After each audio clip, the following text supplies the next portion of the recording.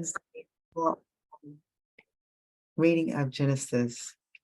So we are in chapter 12 today, and it is a very short chapter, but listen very closely because there are things that happen in this chapter that I think are very interesting for us in our lives today and why we make decisions. Let's think about, yes, we were talking about Abram. Last week, we saw that Abram and his father had his brother died, and he's now with his nephew Lot. And his father moved around, Terah moved around with aims of going to Canaan, but didn't quite make it. So here we see this week, we'll find out what happens with Abram and how God leads him and some of the decisions he makes. So we thank God for this word, his word. We thank him for all the examples he gives us in the history of the earth and the history of his people. And we thank him for just his loving and his kindness and just how he takes care of us through all of our decisions as well. So chapter 12, as I said, it's very short. The call of Abram. The Lord said to Abram, go out from your land, your relatives, and your father's house to the land that I will show you. I will make you into a great nation. I will bless you. I will make your name great, and you will be a blessing. Blessed to be a blessing.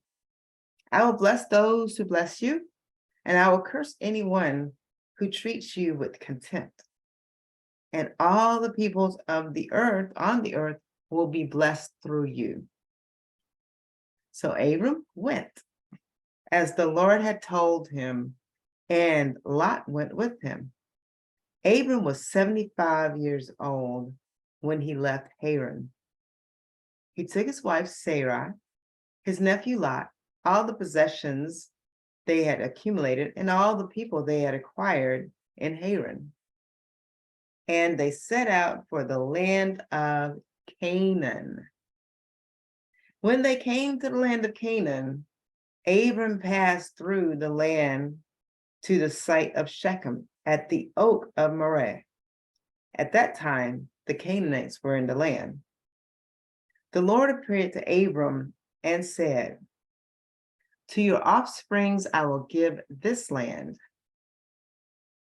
The Lord appeared to Abram and said, to your offsprings I will give this land. So he built an altar. There to the Lord who had appeared to him. From there he moved on to the hill country east of Bethel and pitched his tent, with Bethel on the west and Ai on the east. He built an altar to the Lord there, and he called on the name of the Lord. Then Abram journeyed by stages to the Negev. There, verse 10, there was a famine in the land. So Abram went down to Egypt to stay there for a while because the famine in the land was severe. And when he was about to enter Egypt, he said to his wife Sarah, look, I know what a beautiful woman you are. When the Egyptians see you, they will say, this is his wife. They will kill me and let you live. Please say that you're my sister, so it will go well for me because of you, and my life will be spared on your account. The power of the woman. When Abram entered Egypt, the Egyptians saw that the woman was very beautiful. Pharaoh's officials saw her and praised her to Pharaoh. So the woman was taken to Pharaoh's household. He treated Abram well because of her, and Abram acquired flocks and herds, male and female, donkeys, male and female, slaves and camels. But the Lord struck Pharaoh and his household with a severe plague because of Abram's wife Sarah. So Pharaoh sent for Abram and said, "What have you done to me? Why didn't you tell me that she was your wife? Why did you say she was my sister so that I took her as my wife? Now here is your wife. Take her and go."